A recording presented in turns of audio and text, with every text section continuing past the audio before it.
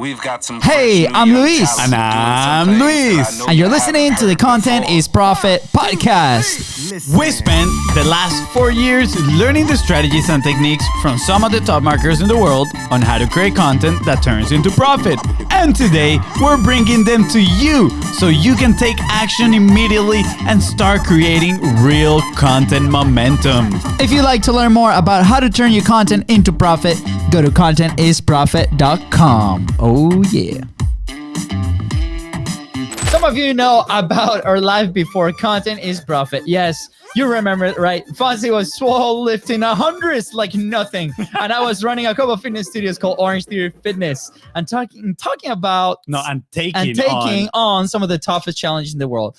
The good old days. Jeez, I should have put and taking on some reading lessons. That's what I should have put in there. I mean, you changed my entire intro, FONZI. You changed it all. Today's guest played a big role during that part of our life, and we recently connected through the 45 Live Challenge, which, if I may add, he crushed it.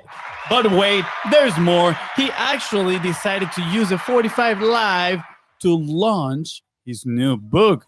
Say what? Is today's guest an author? Yes, he is. Not just an author. He has been in the fitness industry for 18 years. He's spoken in national stages multiple times and has honed and operated multiple businesses. His goal is to provide relatable and digestible content for readers or for leaders to serve their teams and themselves better. Talk about impact. Yeah, that's right. But you know what? It's good that they say leaders are readers. I know. Please welcome author of the 10-Minute Leadership and, of course, relentless leader himself, Heath Ellenberger. What's up, Heath? What's up, guys? How are you? Pretty good, man. Pretty good. I like the background in there with your book, The 10-Minute Leadership. Let's go. For those watching right now, is the one in the middle that's like facing the camera. Clearly, just saying, just in case you were asking. The only one you can read. The only one you can read. Just saying. I mean, I'm trying to help the audience here, man. All right, dude, Heath, we're honored to have you, man. Welcome to the show. I am honored to be on. I tell you guys all the time, I am so proud of what you guys have done, and I'm honored to be on. To be honest. Thank you, man. Appreciate it. You experienced the full-on roller coaster on this intro right now. All the mistakes, we preach. It's lessons. They're not mistakes. They're lessons, right? And at first, we were afraid to go live because we're like, oh, what if we make a mistake? What are people gonna say about that, right? Guess what? We learn to embrace these things, and today with you, we test them all. We test them all. Dude, Heath, for those who don't know you, I mean, clearly we go way back. Personally, we live in the same area, same city. And but for those who don't know you and are listening to you for the first time today, do you want to tell us a little bit of like who are you, a little bit of your backstory, and how do you end up doing this amazing book that you have now?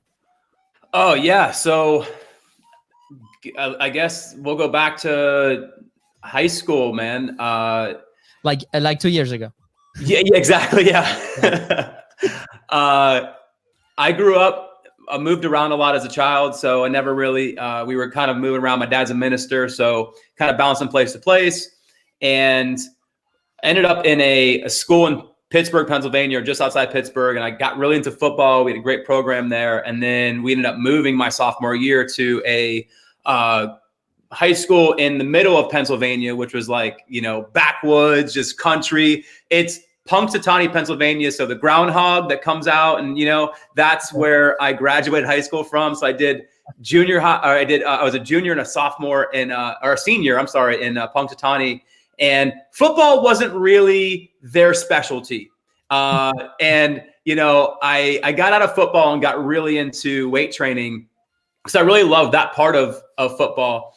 And so as I started doing more of that, I started to see the evolution, and when I really got disciplined into it, and it was probably a year and a half into really getting into it deep. I was like, man, I want other people to experience this. And I was like, is there a job out there? Because when you're in high school, you don't really know what jobs are. You're like, what, So I started looking around, doing some research, and that was like when the internet first came out, really. And so, I found out about personal training. So I got certified right after I graduated, like the month after I graduated, I got certified personal trainer. I started doing it at 18 and did it through college, and really found out that this was the path I wanted to go on. And so I've been doing fitness since 2003.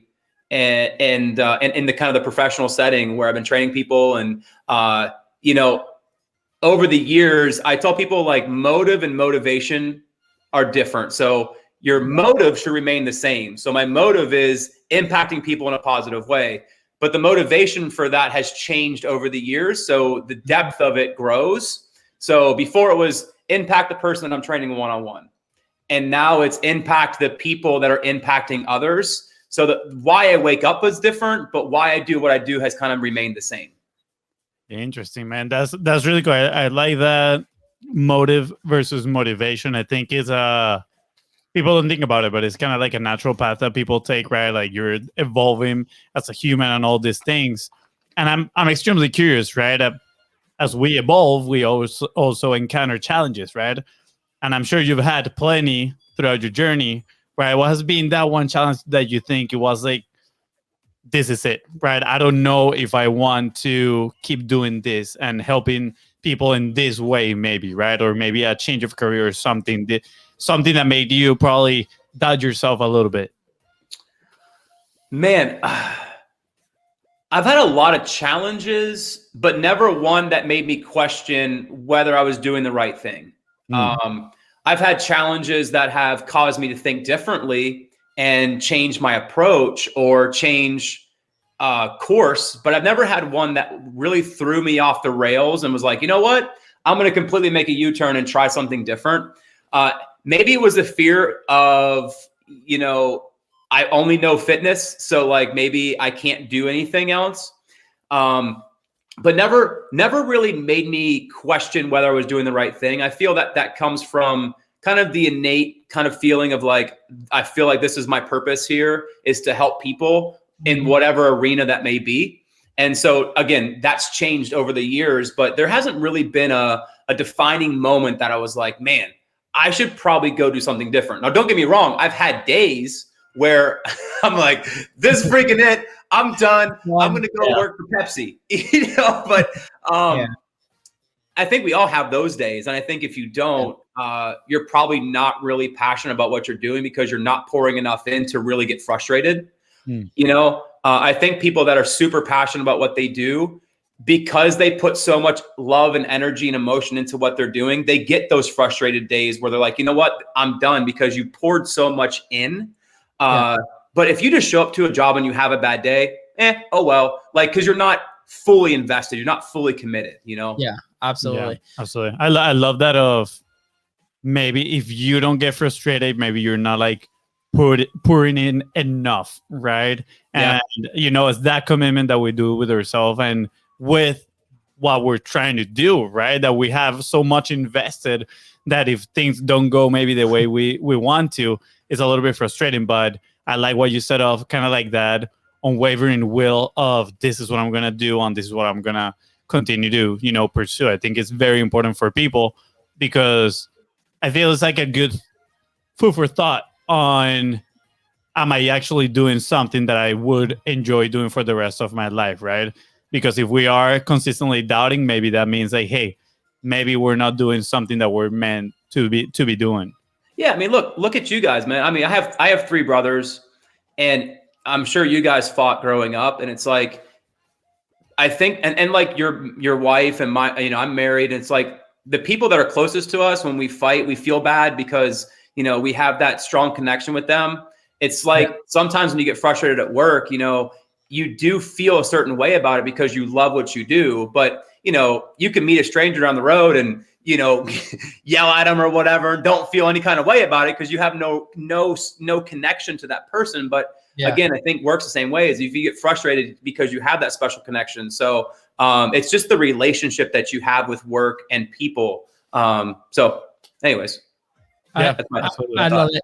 Heath, I remember a conversation that we had maybe a couple of years ago where you were telling me a little bit about when you started your first fitness studio, right? And it was kind of like your own baby, right? And then you transition into the company and working for somebody else, and then now it's a mix of both, right? With the franchises. Now, there's a lot of people that listen to the show that might be in a crossroad where they might be in a job, right? They might feel a little passionate about it, but or not, and they want to build something on their own.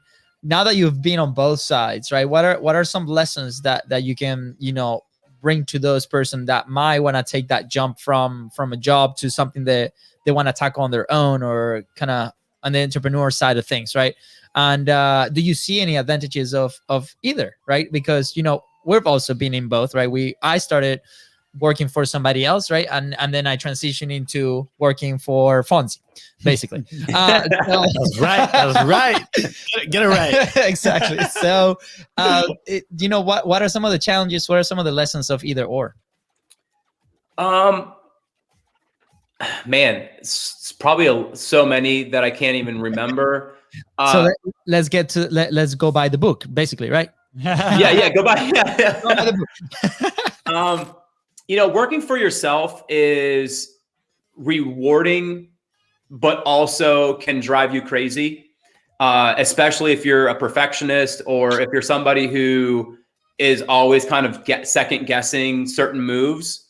Luckily, that's not me. I'm more of an impulsive person, so that's not good either. I think you have to have a balance, which is why I'm super thankful for my wife, Faith, because she does have more of that discernment kind of element, and I'll talk about that later. But for me, working for myself was a lot of lessons learned about how to run a business, and I hate to say I learned how to grind, because I always felt like I was a grinder, but you never truly know how hard you grind until you're sitting in an empty room that you just dropped all of your savings on, which wasn't a lot, by the way, and you have no equipment, and you're just in this big empty like murder shack of a warehouse, and you're like, okay, I either do it or I don't eat.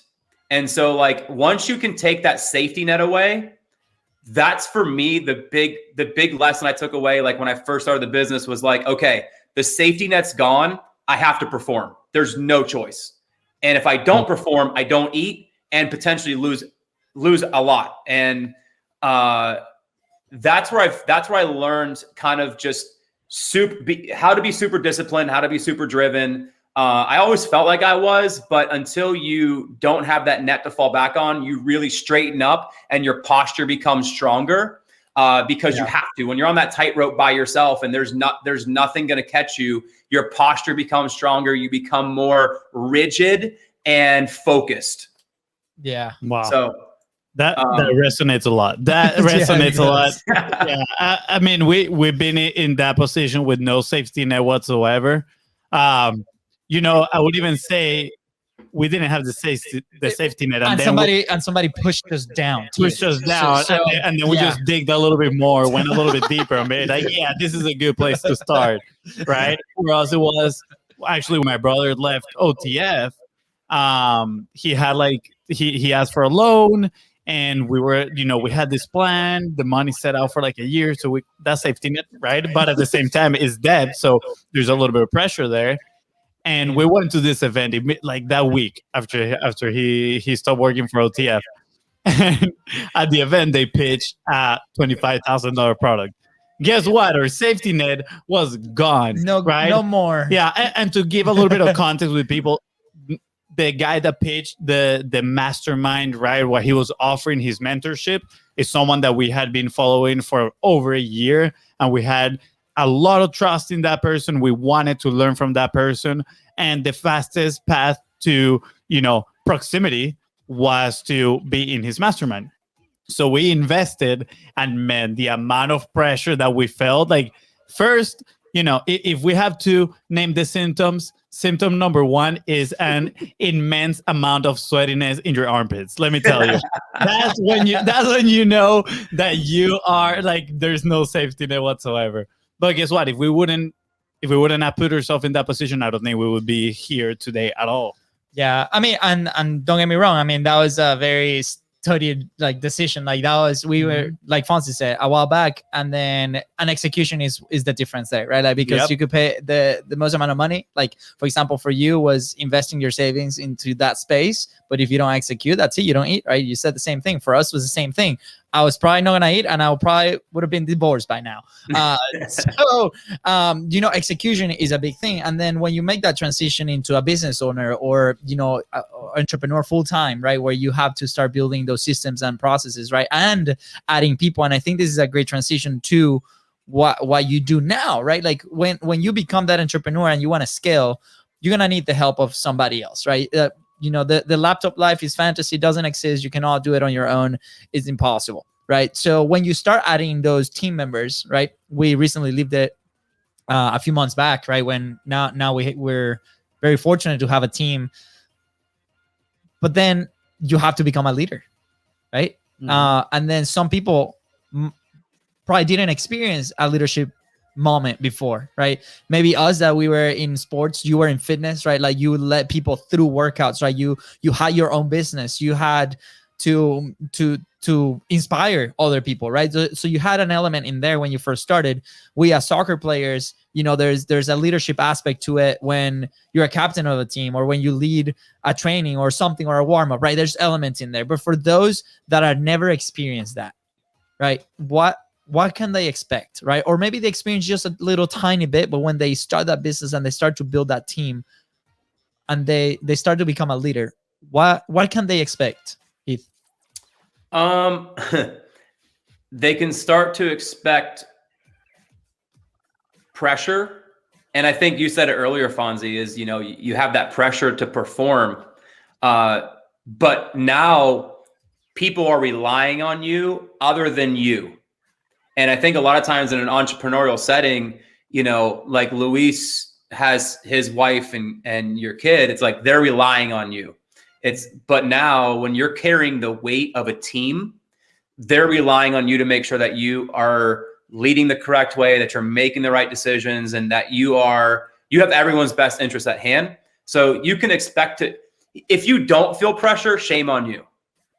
And in a setting, in a position of leadership, especially when you're leading a team, it's like, if you don't feel like everyone is relying on you and you're kind of at the front, kind of pulling people along, you're probably not in the right position. One of my biggest fears is like letting somebody down today, because I'm not going to be able to talk to everybody on my team today. It's almost impossible to do that on a daily basis, just because there's a lot of them. Yeah. And my biggest fear has been, did I let somebody down today? So I had to kind of change that framework in my mind to say like, okay, the interactions that I did have today, did I give 150% in those interactions? Because I could probably call everybody and it would be 60%. Yeah. So it's like, why sacrifice percentage points for quantity? Why not focus on the quality of the interaction? Because I have 7 days in a week that I can have those interactions. So I think the pressure to perform for others is there, but also just for me, letting other people down, that's my biggest fear on a daily basis. And so I had to change that in my mind to really overcome that pressure. Yeah, man, that is such a huge pressure. I feel personally like in the last 6 months is when I become more aware of that.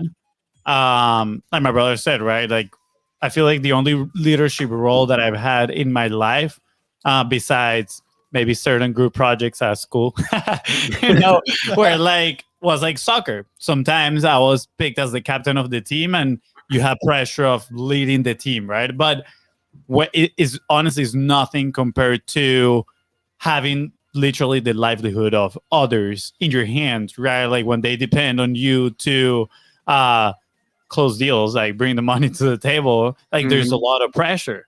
And I think one of the most important moments for me to realize that, and it's a moment that I'm gonna like remember forever, was this past Christmas. when we usually have a call where we do like every morning we do gratitude rounds. Everybody says something what they're grateful for, and in Christmas everybody was sharing how a year ago they were like struggling in Christmas and now they were happy because they could spend it with their loved ones and they could buy them presents and stuff like that. And I'm not saying all 100% of that is thanks to us, but we have influenced their circumstances at the moment. And I was like, wow, that's incredible, right? And the fact that they're depending on us and that they're trusting us with more of these experiences, right? Because that's why they're working but with us, right? They're part of the team. It's absolutely amazing. Like the trust that they have in us. And I think that moment hit me. I was like, oh man, like this is for real now, So moving forward, like obviously that's part of when we have like bad news in the business, it's like, oh, the team, like we gotta carry through for the team. It's like you're saying that you don't want to let people down. And what I'm curious about on this, it might be honestly like a selfish question, is like, how do you deal with that, right? How do you deal with, besides massive action, besides taking action and try to do things right, how do you deal with that pressure on, I don't want to let my people down, right? How do you deal with, because I'm sure a lot of people have given up in that road of, oh man, like so many people rely on me, I can't do it anymore. How do we stay aligned with, within our vision and mission and core values to actually, grow our team, grow our leadership. So, I don't know if, I feel like good accent, Fonzie. Good accent. I said it twice, and I said it. I feel like twice I said it. Yeah. But how do we, stay aligned? So it took me a while to kind of figure this out, and I don't know why. I'm not the smartest guy in the world, so that's probably why. But I had to think back to like just me as a person. I'm a human being, so therefore I'm created imperfect. I'm innately going to let somebody down every day. It's impossible because I'm not perfect. Now I can try to prevent that, but there's going to be somebody who I don't know about that wants to talk to me or wants to hear from me or needs something that I have no idea about. And I let that person down. So it's something that I probably can't even control. And so I had to kind of make peace with the fact that like, I'm going to let somebody down and that's okay because I'm not perfect. However, I can strive to make all these changes and put all these systems in place. And no matter how many systems and processes and all this stuff you have in place, it's still imperfect. And no matter how great you think it is, there's still something broken about it. It doesn't mean that the whole system's broken. It just means that somebody's gonna fall through the cracks. And that for me was, it was hard to kind of stomach for a couple of years of like knowing that, especially when I was working for corporate and I had like 40 locations that I was responsible for. It was impossible to like daily have that positive impact, go back to my motive. And so that's really kind of where the book was birthed from, was being able to touch base with those people at least once a week, and have some sort of little moment with them. But I think, Fonzie, to answer your question, is like making peace with the fact that I'm not perfect. I'm going to let somebody down. And look, people that are in leadership positions, unfortunately, have to make unpopular decisions. You're never going to make a decision that's going to make not everyone in your organization like, woo, I'm glad you did that. There's always going to be something somebody doesn't agree with, and that's okay. And you have to just make peace with that. As long as you know you didn't intentionally do it to hurt somebody, and that's obviously never the goal. Unfortunately, people may think that it is. And again, I think especially right now, everyone's perception is their reality. But as long as you do it with the purest intentions, and you know that that's what your main goal is to impact people in a positive way, and the decisions we're making are leading that direction, then that piece of like letting people down makes me feel better that we're doing it with pure intentions. Yeah. I relate so much to that, Heath, because, and I think maybe it's the way that we got raised back home. Our dad was always like, never look for trouble, right? Always be humble, like always like be very positive. Our mom was like, be positive all the time, right? And that has transitioned a little bit of like, okay, are we running these decisions through a framework? Like, what is it? Like, what is the higher purpose that we have now, right? And personally, I had, even when working with OTF, right? Like I had a team, maybe like 15 people within at the Hodges location, right? That's a decent sized team, right? And some of the decisions that we had to make there on a daily basis were not the easy ones, and I really, really struggle because I'm like, man, like I see these people every single day, right? But at the end of the day, it's like we can be friends, but at the same time, like, is this hurting the business side of things? Like, we're here to do business. We're here to help people like in the fitness journey. And now on this side of things with Content Profit and Content Momentum and the service that we offer is like what we're doing is serving our clients to the highest of the ability, right? Yep. So we run it through those lenses, and sometimes most times the answer is yes, which is great, but sometimes that answer will be no, and we're like, okay, we got to revisit this, and just making sure that we have clear expectations, not only internally for the team, but also for the clients, right? So I think that also is another phase of leadership, which I think people have to continue to develop that over time, right? Like it's never said and done. There's always going to be challenges coming our way, and as we level up, these challenges are going to seem harder and bigger, but where it helps us grow. So I love this topic because I don't think we've ever dove.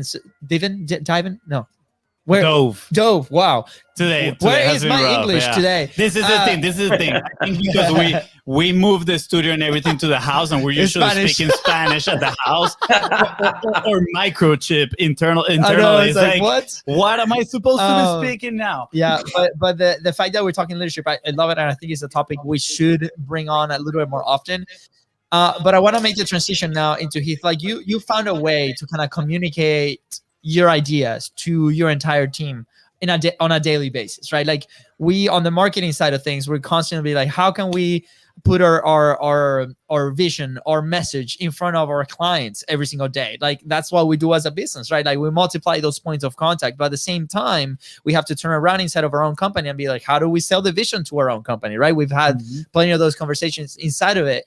And I think what you've done is pretty incredible. And the fact that you also leverage that to then do something outside of your own company. So I want you to kind of walk us through that thought process. Like, why do you decide to send those daily emails?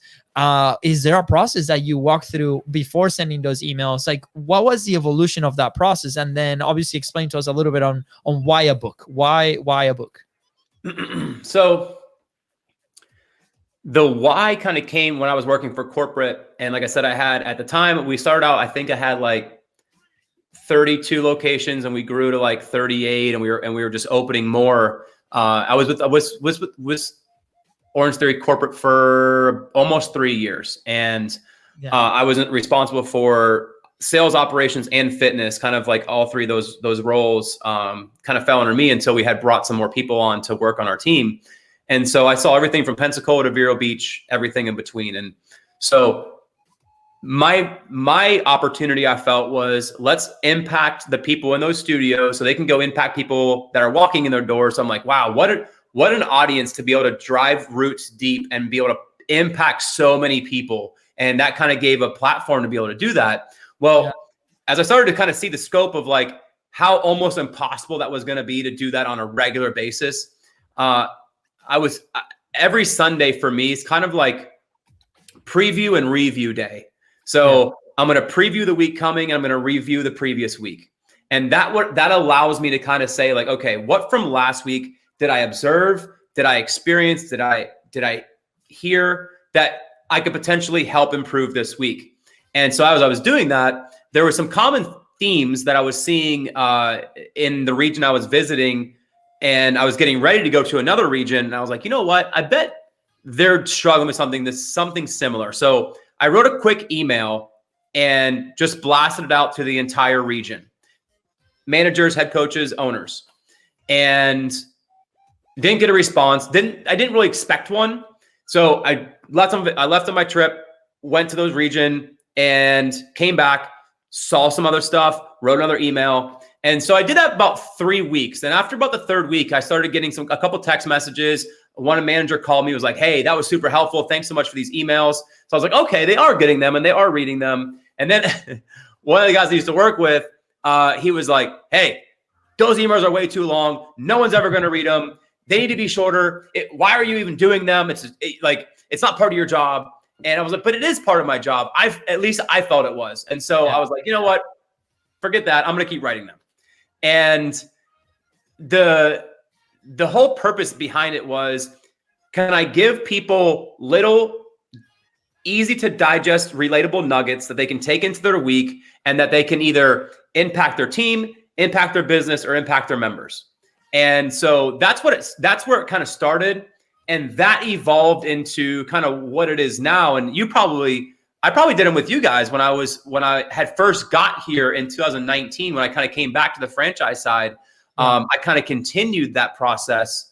And once COVID hit, that was when I was like, you know what? These are needed more than ever right now. Yeah. We need these little positive weekly touch points just to kind of keep everyone aligned. And so that's when they really took off. And these were never intended to become this. It was never intended it was not that. It was, when we got shut down last March, Faith and I went down because no one was allowed to travel. So we stayed at a condo on the beach. One of our partners has a condo down there. No one was staying in it. So we went down for a couple of days and we were taking a lot of walks and we were just talking and having just some like real quality time that we hadn't had in a long time just because of work. Yeah. And I looked at her and I was like, hey, I'm going to write a book. And she was like, okay, and just continue talking because she's like, I have all these crazy ideas. I know those ideas. Yeah, exactly. And so I get back to the apartment or the condo and I start writing. And that book's called Fishing for Leadership. It's still a work in progress, but the minute we open, I'm probably like 10, 12 chapters in. But the minute we opened for COVID, that book was like last priority, but these emails continued. And I just had on my heart, it was like, book, you need to write a book. And it one day like slapped me. I was like, I have all of this content for years, just saved up, put this into a format that people can use. And that's really where it came from. And where's the content come from? It comes from daily interactions I have. It comes from my dog eating out of the other dog's food dish when he shouldn't be. And that email turned into literally Stop Rogue turned into an email called Better Tasting. And it was about greener grass, so just taking things that I see on a daily basis or a regular basis and tying them into something people can relate to, that they're like, oh, that makes a lot of sense in that format, and applying it to their business. Yeah. Man, well, first of all, dude, congrats on that feat of publishing a book. It's incredible. We've been on the phone a couple of times, and you've asked me, Luis, when is your book gonna come out, right? So congrats. This is something that a lot of entrepreneurs kind of strive to go and do, and I love the creative way that you use it, right? Because these emails have daily value and lessons that literally anybody can apply. And you already tested, right? And I'm doing quotes here, your market with the leaders and the people that you had, and now there's a possibility to multi-purpose those lessons and give it to somebody else. Yeah, I'm gonna add here real quick. You inspire me right now because I've been talking about writing emails for a while, and I haven't been consistent with it. I have written a few emails and then stop and then written another ones, and now I'm like, this is cool because now, in a strategic way of thinking, is I can write a whole book and just divide everything that I wanna write and still put it out in the world, right? But the book is just the final organized version. Yep. And for those that know the process that we do with Content Momentum, is called macro to micro, right? Which pretty much stands for macro content, this podcast, into micro content. And what you're telling me about is the other way around, is micro to macro, right? It's what are the small pieces of content that I can use to create this, right? A book is probably one of the I don't know. We've talked about the hierarchy of publishing. It's probably sits at the very top, or one of the top channels, mediums, right? Of content is writing a book. So it just gives you a lot of credibility, status. It helps you influence more people. So I'm full of ideas right now and inspiration. So thank you, man. I really appreciate it. That was the secret plan. That was the secret Good plan. job, Heath. Good job. I'm not gonna lie. I took this note earlier, Heath. I put write a book through email, and structure it with people that are in the social media. So pretty much like I was thinking, should we tell the plan to people outside and let us tell us what they want to hear? And at the same time, now we got a bunch of topics for the micro content. Woo, and baby. You start identifying and structuring your book. This is so cool. This is so awesome. Content geek alert. All right. So I want to highlight something that you said at the very beginning that might have, flown under the radar, if that's the right word. I don't even know. Okay, so you said as soon as you started writing, you had 3 weeks with no response. 3 weeks. That's almost a month, right? Yeah. Mm-hmm. No response, but you kept going. And then one person wrote back, and then another one wrote back, this was impactful, thank you. And then you kept going, and now you've impacted hundreds, and then you have now books that this book is, I'm sure, is gonna help thousands, right? So it's the same thing that we encounter every single day with content, digital content, right? And here's the thing, like with digital content, there's no, the bar is set very low as far as like execution, right? So it allows us to do those multiple points of contact every single day and practice that craft. So one, I'm very interested in how was that transition from your head to words or type or the computer, right? Mm-hmm. From putting those words into thought, into words. Oh my gosh, today. And then kind of like you lived it again with 45 Live. And that was interesting. We had a conversation around it, right? Where you told me like, man, like I thought I was gonna, at the very beginning, like this hype, and then there's a dip that happens all the time, and then you saw your neighbor coming out of of their house, and they said something to you, right? So the process kind of repeated itself, but I think it was a little bit faster too. It was in 3 weeks. So like, what was that process? You mentioned like I kept going because I there's a higher purpose, right? So what would you say to people that are in the current situation? Maybe not a book, right? If there's a book, great. But maybe not a book. They just want to start publishing. They want to start putting their thoughts into words and putting it out there to the world. What is an advice that you can tell them? Well, I don't even think it has to be like words on paper. If you're better on video, go on video. But like if you have a message that you feel people need to hear and that will help people, get it out there. I don't care if it's text message or email or a video or knock on my door. Like, but if you have a message that you are passionate about getting out to people that you feel is going to help, it needs to help, not polarize. And so, then get that message out by any means necessary. And look, if you're great from concept to content, great. I think there's people that are naturally gifted with that. I never would use the word gifted to describe me. Those were classes I thought like only like the smart kids went to, and those were definitely not the classes I attended when I was in school. It was the gifted kid classes, the other end of the spectrum maybe. But but if you have a message that you're passionate about and that you feel is going to help, just get the word out there. I mean, some people are better on video and they're not great at typing out words. That's fine. Just make a video, take a picture. People express, words through pictures. So that's what I would say is, don't limit yourself by maybe something that you feel that you have to put it into this exact, framework.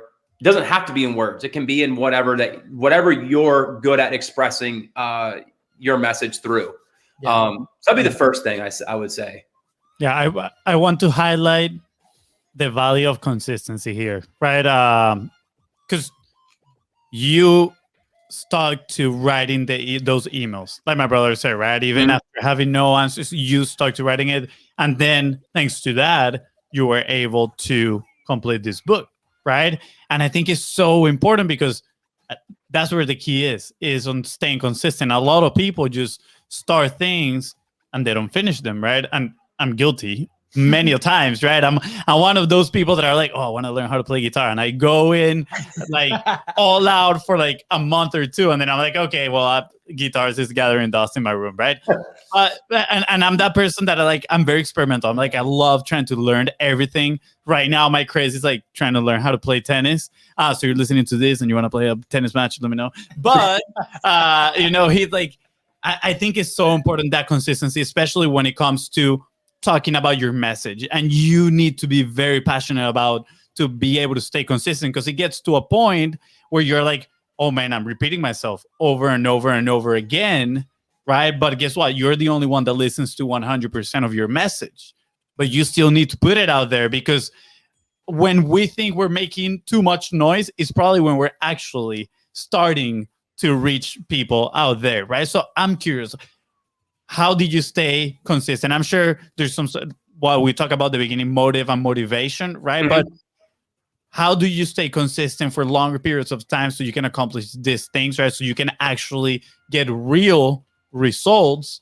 And how can you encourage the listener, right? That person that's on the other side, tell them that it's too difficult to be consistent with maybe their videos or their writing. How do we keep them going? Well, I don't know if it's I'm disciplined or maybe just dumb. But it's like I'm going to tie this back to fitness. And again, that's the language I've spoken for almost 20 years. Yeah. You can't go in the gym today and expect to see results tomorrow. It's not going to feel great tomorrow, and you're not going to see results tomorrow. But if you go the next day and the next day and the next day, eventually you don't see belt loop changes, but you'll start to feel better. You'll start to have more energy. So it's like little things start to change when you can stay disciplined to kind of following procedure. Yeah. And for me, that's just been something that's been so embedded in who I am as a person, is like discipline, and partly being dumb. But it's like, maybe I don't know when to move on. And so, when I first started writing, it's like most people are like, oh, well, why don't you stop with after the first week? Well, it's because that's not a good trial run. And it's like, well, why didn't you stop after the second week? Well, because I have more to say. Why did you have to stop at the third week? Maybe people don't want to hear what you have to say. Guess what? There's always somebody that needs to hear something. I had a phone call with a girl earlier today. I haven't talked to her in probably over a year. And she was one of the very first people I met when I got involved in Orange Theory back in 2015. And we've stayed very good friends throughout the last almost 6 years. And, when I was talking to her today, we were dealing with some of the same things. I feel like we're almost like 2 or 3 months ahead of her. And after the phone call today, she was like, man, my cup is overfilling right now. And it's like, look, we set this phone call up last week and almost a week ago. And it's like, people are like, well, maybe somebody doesn't want to hear what I have to say. Somebody always wants to hear what you have to say if you're bringing value. If you're just bringing complaints, don't bother saying anything. But if you're trying to improve somebody's situation, then somebody's always going to listen. Yeah. So I think discipline is the first thing, and partly just being dumb to everyone else's thoughts, because I could have quickly listened to somebody and been like, oh, well, people won't read those. Mainly that's the voice in my head. I'm my own worst inner critic. Yeah. My inner critic is so loud sometimes. I think I spoke about in the book, kind of like that voice talking. And that for me is what I have to overcome when I'm like, okay, like no one's going to read this, or no, maybe they don't like this one. I can't tell you how many times I went back through these and I was like, well, maybe I should redo that one, or maybe I should redo this one, or maybe that one's not valuable enough. And it's like, those are the things that second guess. I don't really worry too much about what people say. I heard somebody say one time, you earn fans and you earn haters, you pick your friends. Yes. And so I've kind of taken that as like, what? I can't really control what people are going to say or think about me. All I can do is be who I am and be genuine at what I do and love what I'm doing and who I'm doing it for. And the rest of it, if you can't get on board with that, then that's okay.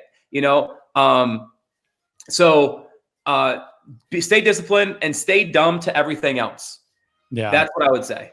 I love it. And I really like what you mentioned there towards the end. And I personally think first, it's like a trait people start developing when they go into leadership positions. And second, I think it's a key important piece of being a good content creator, if we want to put it in those terms, in creating content. And it is that detachment from other people's opinions, right? I mean, we mentioned it before. As a leader, you're gonna have to take or make difficult decisions, right? That, you know, as long as your core values are aligned, your mission, vision, and you're doing it with the right intentions, you need to feel good about it. But there's a chance some people might not like it, right? And we cannot cater to everybody, unfortunately, right? But we can cater to the greater good or that goal that we're pursuing. And with content, it's the same thing, because when we're creating this content with our thoughts, we're putting our beliefs, because that's what we're doing when we're creating content, right? Like everybody that they have their mission, their vision, right, is because they have a certain amount of beliefs that they want to, you know, maybe portray into the world. And when you're doing that, there's going to be some resistance from other people, not only from other people. Sometimes, like you just mentioned, your inner critic, right? Like sometimes we are our biggest enemies, and we need to, I'm not going to listen to this, I'm going to move forward. So it is so important for people to learn. And I'm not going to call it a trait, because I don't think, I mean, a trait implies that you're born with it. I think so. But I feel it's like an ability. Actually, it's a skill. You start, kind of like learning to, you know what? I love myself. I know I'm doing this for the right reasons. It doesn't matter if some people don't like it. Does the people that like it, is it actually helping them, right? Yeah. And I think things change it from there. Because for us personally, when we started with content, I think that was the moment that things change. Then when we started actually being consistent, because at first there was a lot of inconsistency because of the fear of judgment and all these things, right? Like it was that attachment to other people's opinions.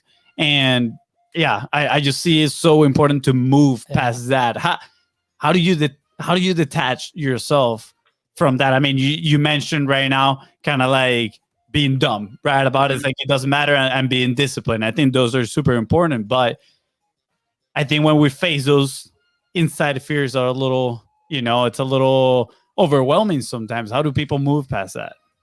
So I want to be clear, I think, on one thing is, as a leader, you can't become calloused, though. So you can detach from emotional feelings, but you can't become calloused to empathy and sympathy.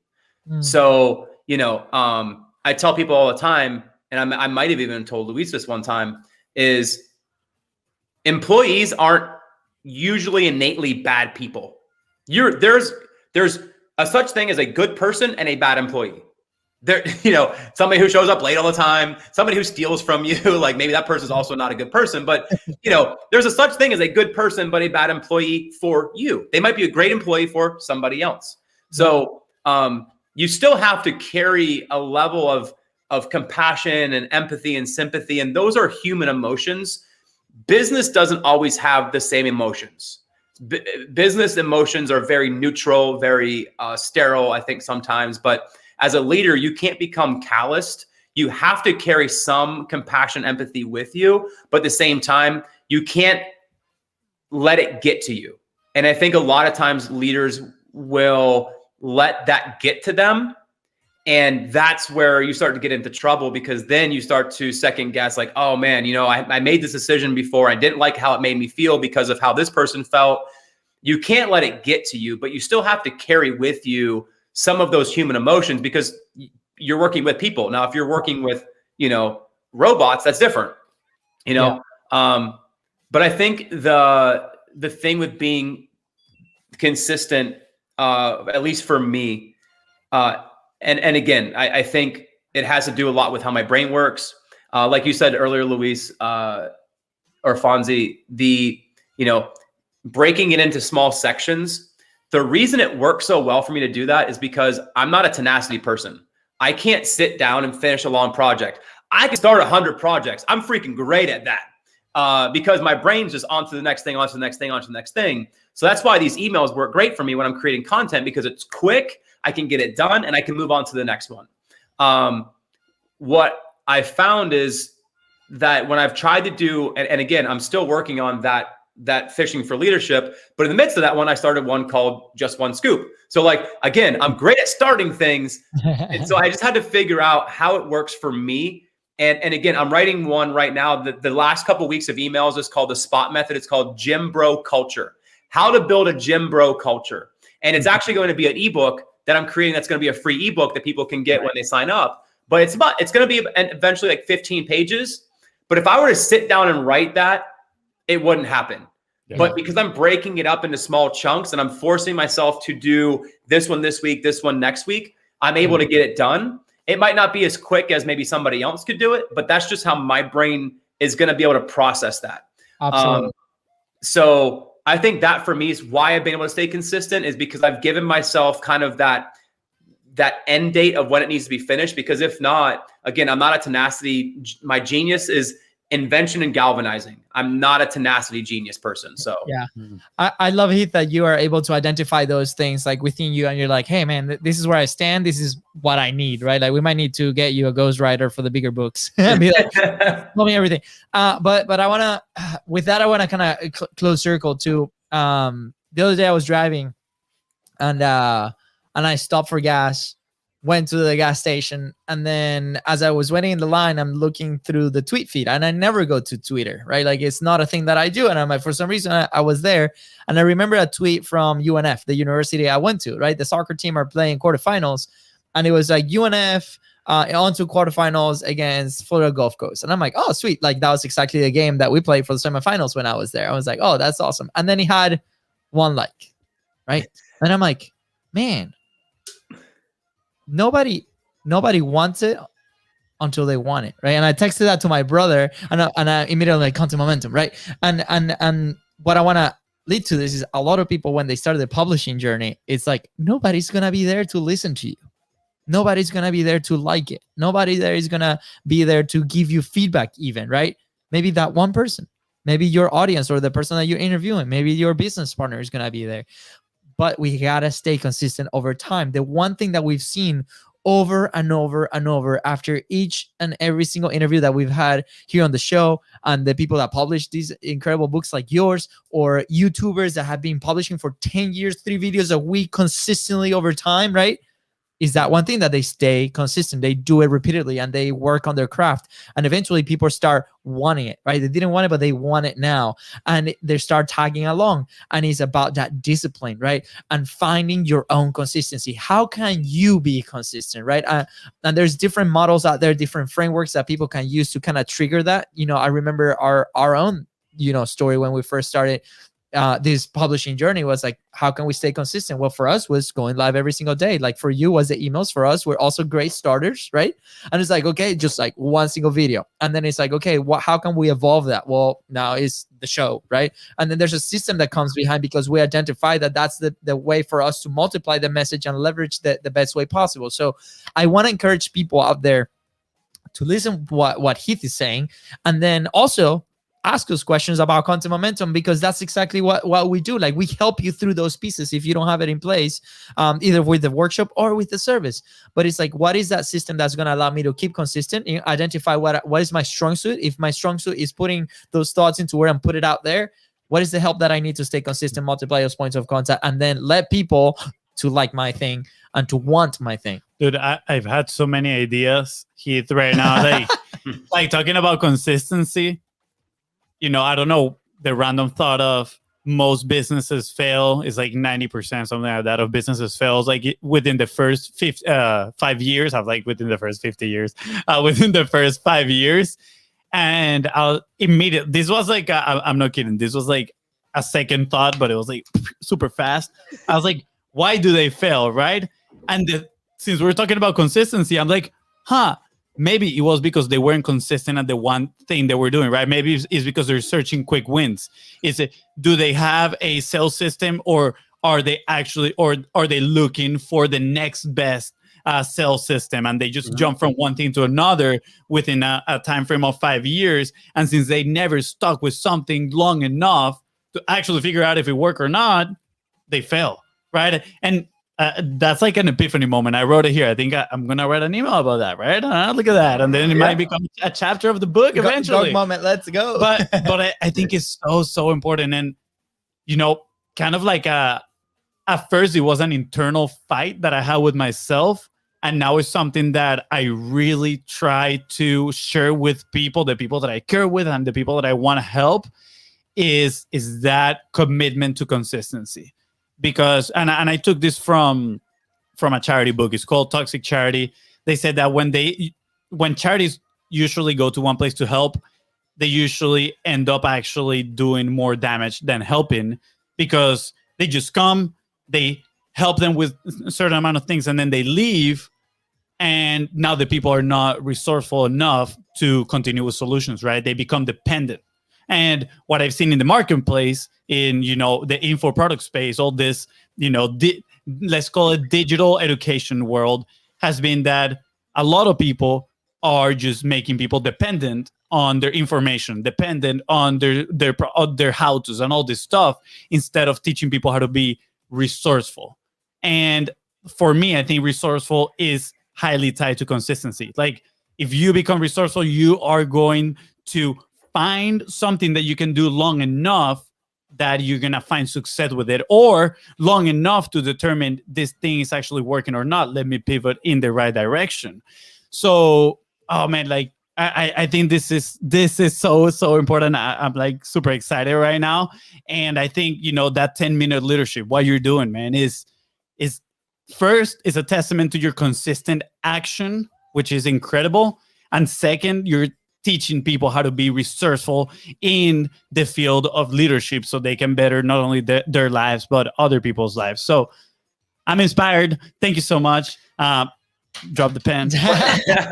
Well, hey, man, thank you. And look, what you guys did, and Luis, I want to get back to 45 Live real quick, because if you haven't done 45 Live, you owe it to yourself. I don't know when the next one is, but you got to do it. For me, social media was just a mind numb. So it was, after a long day, let me just mush my brain up and just scroll mindlessly through social media. And honestly, I was going to get rid of social media, as everybody knows, probably the last 8 months. I think a lot of people wanted to throw social media away, just with all the toxic posts and just people becoming polarizing, and people getting like families tearing apart because of social media. And it was like, oh, crazy. I was like, you know what? I don't need this in my life right now. And then 45 Live came along. Luis, you got to do 45 Live. And I was like, oh man, like I hadn't posted in I don't know how long. And so like, you know what? I do need to do it. And again, social media was not something that I really even took an interest in. And number one, just being consistent with, like, I remember it was like day 44. This isn't even a joke. And I think it was like a Friday night or a Saturday. I was laying on the couch and it was like 10 o'clock. And I was like, and like, I was like, you can't, like, just one more day. Like, you just got to do it. So like, but it was the fact that I had a group. So you never want to let the group down. I had a personal connection with some of the people in that group, so I didn't want to let them down. But also I used it as a platform. I was like, well, if I'm going to do it, let me put some purpose behind it. Again, there's that P word, that purpose word. Let me put some purpose behind it, and let's see if I can't help get some momentum for the book. And started doing that. And I was like, okay, it's kind of cool. And then since 45 Live, it's actually turned me on to like really enjoying social media for what social media should be used for. Not pushing a narrative or pushing, negativity, but really just connecting with people and letting them into your life a little bit to let them see what you're doing and hopefully maybe inspire them, motivate them. But dude, 45 Live was one of those moments for me that was transformational is a big word, but transformational from the point of view of, okay, I can do content through email. Now can I do consistent content through video?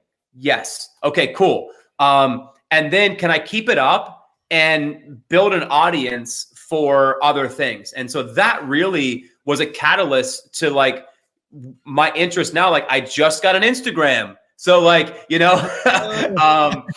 so like, yeah, man, it's 45 Live was one of those things. If you can really dive in and appreciate it, it'll change a lot of about your business and who you are and kind of your view of social media. So you guys, props to you, man. You guys, it's such a cool program, and people should take advantage of it because it will challenge you, but you'll also grow a lot in that 45 days with the content you put out. But I'll say this, don't go with the expectation 100 people are going to watch your live, because you're going to be super disappointed. So, yeah. I love it, man. Thank you. First, thank you for those kind words. They're incredible, and they mean so much. You have no idea. This is why we do it, right? Like, we want to help people move forward and actually take action and stay consistent, and have this kind of like epiphanies that you just had, and to connect it with what I was saying before of trying to teach that consistency and resourcefulness. That's kind of like what we set out to do. Is like, we just don't want to give a piece of information on how to, and then, hey, yeah, you do it right there and see if you do it, or if you stay consistent. It's like, what is the amount of support and accountability that we can offer, that we can actually help people and empower them to move forward, whether we are there or not in the future, right? And man, your words just mean so much. So thank you. We really appreciate it. absolutely. Thank you. Appreciate it, man. All right. So as we wrap up the show today, this has been so good. What is like one action point that you recommend a leader right now that is, on their journey of building a business, building a team? What is something that they can do today to gain that momentum? Find a mentor, somebody who's going to challenge you, not somebody who's going to cheer you. Mm-hmm. So I've always had people in my life who have challenged me, not cheered me on. And one of my longest term mentors, every time I talked to him, it always ended with me getting hit by a bus. And so like, he was like, what? Well, okay, great. You did this, but what happens if you get hit by a bus tomorrow? What happens to your business? And I'm like, I didn't think about that. So like, find a mentor who's going to challenge you. If you haven't kind of cleared out your board of directors, maybe it's time to bring some new people onto your board and push some people to the kids' table. So that would be my first piece of advice: is find a mentor who's going to challenge you, really outside of your comfort zone. Yeah, that is a great piece of advice. First of all, we're actually in that exact situation right now where we have that one person that is like making us very uncomfortable, but progress is being made, like massive progress. So thank you, Jerry. You know that. I love the challenge, not cheer, man. Like, and I'm not gonna extend too much on this, but there's this story. My brother and I, we did a test for the coaching licenses here in the US for soccer, and we went to this camp. It was a few days. I don't even remember where it was, but I remember down south in Miami. It was in Miami. Yeah. And one day we had this group of kids, and we were coaching them in certain things. Actually, I don't remember if it was a group of kids or us, but whatever. The point is, it was the other coaches. It was the other coaches. Yeah. Yeah. And I started like cheering, like, oh, good job, do this, good stuff. I was more on the cheering side, right? And the guy that was addressing kind of like the whole coaching, he comes to me and he tells me, that's good, but are you a coach or are you a cheerleader? And I was like, oh man, like that was tough to hear a little bit, because I love motivating people and cheering them on, like, yeah, you go do it. But at the same time, it got me thinking. Not at that, I must add, it didn't get me thinking at that exact same moment. At that exact same moment, my pride was a little bit hurt. Like, oh man, what are you talking about, right? It's like, I'm a nice person. But then after that, it got me kind of like reflecting on, a coach is not somebody that is just cheers you on the good stuff and like points thing here and there, but it's like he's willing to make things uncomfortable for your sake, right? Because we grow when we step into the uncomfortable. And what you just mentioned is exactly what Jerry's doing with us now. Instead of soccer, it's in the business side of things, and he's making us very uncomfortable, take actions that maybe we haven't taken in the past, so we can survive that 5-year mark, right? And move into that 5% of businesses. So I think your point is it's amazing, right? It is looking for those people, not that are gonna cheer. I mean, they're gonna cheer you, of course. They're gonna cheer for you, and they're gonna be excited for your success. But they're gonna be willing to put you in uncomfortable situations. Yeah. Yep. And then Heath, the last question, and our favorite one is: where will you be if you did not start publishing? In your case, those daily emails. In your case, that communication with your incredible team. Where would I be if I didn't do that? If you didn't publish? Man, I would probably not be in a position that I'm in now to where I can feel comfortable at the end of the day that I led a team correctly, and that because I learn through them as well. So not only am I hoping to teach people, but I also learn from them in the process of creating them. So I would probably be a lot less adequate in my position currently if I wouldn't have done this. So I don't know if that answered your question. If it did to you, yeah, absolutely. For everybody, the answer is different, but at the end of the day is the progress that people make, right? For example, our own personal story is the same thing. I don't think we've owned a business. I don't think we've survived a few years. I don't think we've had a team. I don't think we've been helping people. I feel like our only friends will be just you and I if we publish. Not even. We've made like 95% of our friends from the online world. Yeah. So definitely a fun process, and I highly encourage everybody. Like, if you are a business owner and you do not publish, go ahead, start doing it. If you want a starting point, reach back out to us.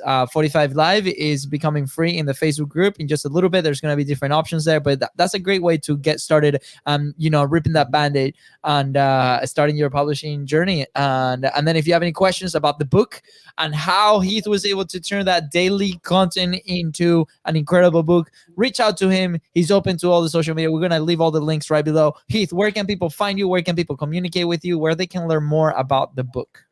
Yeah, so the book's on Amazon right now. It's in pre-sale. So just go to Amazon, type in 10-Minute Leadership. That's 10. My email is heath@10minuteleader.com.